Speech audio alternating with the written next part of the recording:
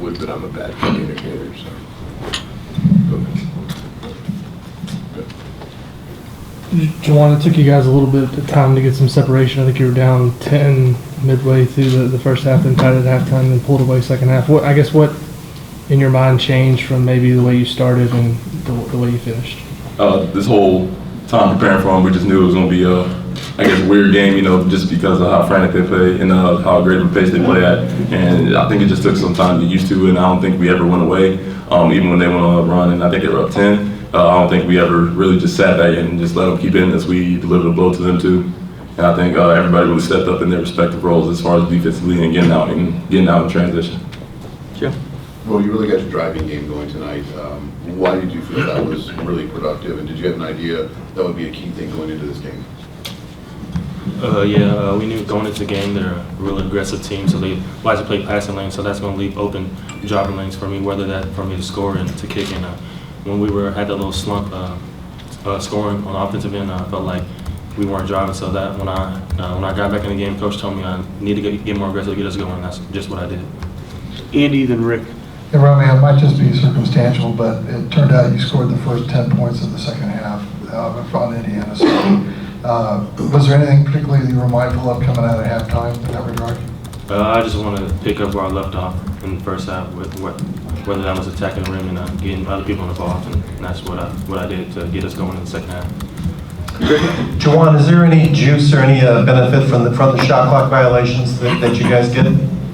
Yeah, I think it's just contagious throughout the whole team. Whenever you get a good stop, it just translates to the offensive end. I think as we did that, Justin had some great plays on the ball. Just people trying to drive him, he's blocking an on ball, a jump shot. That's pretty hard to do. So just that went through the whole team. I think we went down on offense and made plays.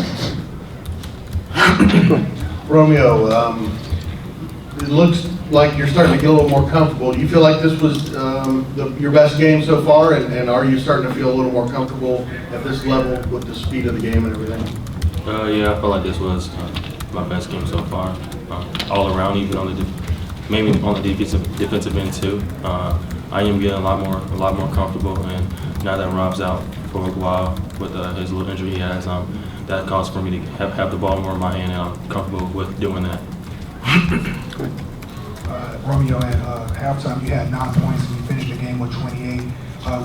What did you see how the defense was guarding you? Did you see things differently to make you want to attack and be more aggressive?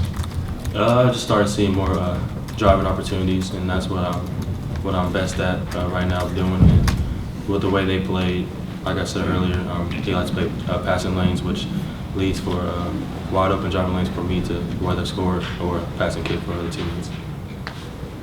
Juwan, you guys have talked about wanting to kind of establish a defensive identity, and it seems like a lot of the time when they're having these slow starts, it's been defense that sparks you guys. I guess, where does that spark come from specifically on defense, and how do you maybe make that more of a habit earlier in the game? It just starts from within, within the players.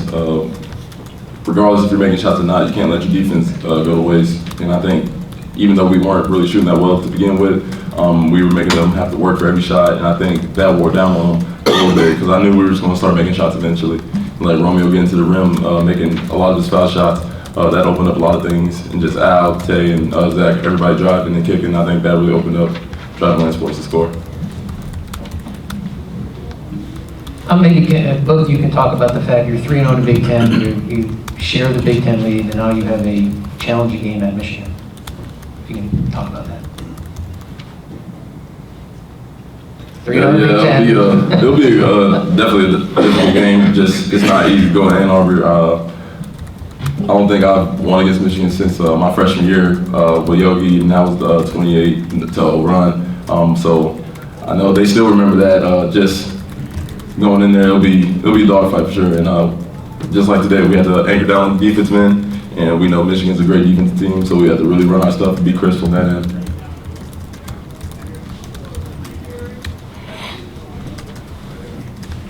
Romeo, I just want to get your thoughts on Juwan, and what impresses you the most when you're out there on the court with him about his game, either end of the floor? What impresses me the most is his ability to guard bigger defenders. I know we're not the biggest team, and we go against big guys every night. Just being in the Big Ten and his ability to guard guys taller than him, which also gives him an advantage on the offensive end to attack. And another thing that impressed me is his ability to pass the ball out the post. Really guys his size and guys his position really don't pass as well as him, so that's a real good talent he has. Juwan, with about 6 to go, you left and Tim Garrett worked on you. Did you bump knees with the other guy? What's your status now? Oh, I'm fine. It was just, yeah, we just bumped knees and it was just like a little stinger, but I'm fine. Both of you guys can answer this. In the beginning of the game, first half, you guys came out kind of sluggish and kind of slow. Then the second half, you guys were more aggressive. What did Coach say to you in the locker room, and then what led to your aggressiveness coming in the second half? He just said that team that was playing defense for the last 8 to 10 minutes of the first half is the team that had to come out and set the tone from the defensive end as soon as the second half started. And I think we did that as a group. And our defense always leads to our offense, and I think we got good looks on that end.